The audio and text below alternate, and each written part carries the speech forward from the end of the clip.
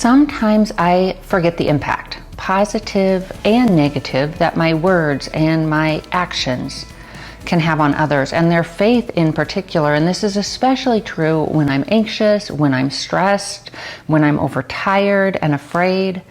I believe in authenticity, in honesty, absolutely.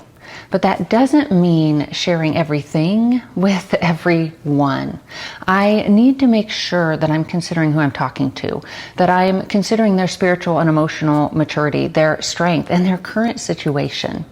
Hi, I'm Jennifer Slattery with iBelieve, and I shared in a previous video how God has called my family and I into a really challenging, painful, and anxiety-producing situation, one that frankly feels hopeless.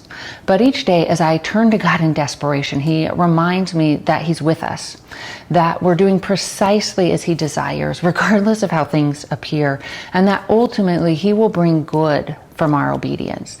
And most times I hold tight to those truths, and I love to courageously repeat them to my daughter. But as time drags on and the situation seems to only be getting worse, I begin to feel torn up inside, and it's costing me my sleep, which is so not helpful. So side note, when sleep deprived, take extra care to keep your mouth shut more often than not, because otherwise not only will our words probably lack all common sense, but we will also lack the self-control to keep them in.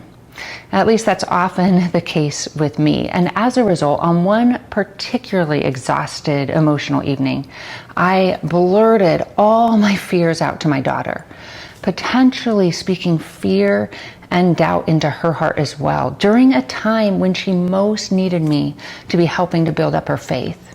Now, granted, she's an adult, and our relationship has in many ways shifted from that parent-child relationship to where now we're largely friends, but I'm still her mom, and she still needs me to act like her mom. Because frankly, she and I both have plenty of friends, but I'm the only mom she's got. That's a role God's given me, one I long to perform well. And this means, well, yeah, she and I are friends, and I absolutely love spending time with her. I love laughing with her, and for the most part, being real with her. But I still must carefully evaluate how my words might affect her before I speak. And I thought about this as I was contemplating a section of scripture that I've always wrestled with. So it's found in Numbers chapter 20.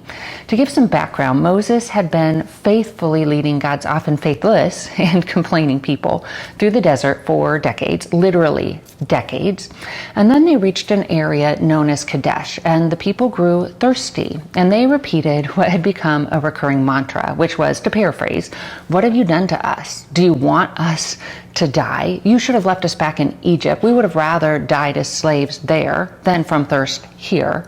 Regardless that God had faithfully and miraculously provided for them so many times up to this point. Well, as usual, Moses sought God's help. So God told him and Aaron to take the staff, to assemble the entire community, and to strike a rock.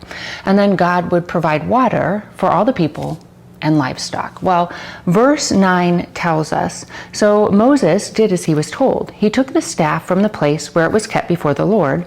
Then he and Aaron summoned the people to come and gather at the rock.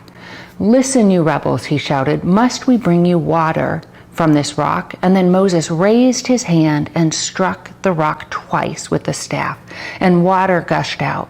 So the entire community and their livestock drank their fill. But the Lord said to Moses and Aaron, "Because you did not trust me enough to demonstrate my holiness to the people of Israel, you will not lead them into the land I am giving them." For a long time, this passage, it really bothered me, until I began to consider things from a leadership perspective. You see, based on God's response, "You did not trust me," some scholars suggest Moses had acted in public disobedience when he struck the rock a second time. I don't believe it was his disbelief itself that hindered his entrance into the promised land. He'd certainly had plenty of honest conversations with God prior to this moment, and not once had God chastised him in any way. To the contrary, God had always spoken assurances to him. I think it was that he displayed his disbelief publicly. He was leading an emerging and often distrusting nation at a critical time in their history. They were about to enter the land God had long promised them, where they would face many life or death challenges. Moses was tasked with ensuring he did all he could to see that they entered that land with strong and well prepared, not weak-kneed and doubting. He could talk to God all he wanted about his fears and doubts, but it was not helpful for him to share those doubts to the people he led.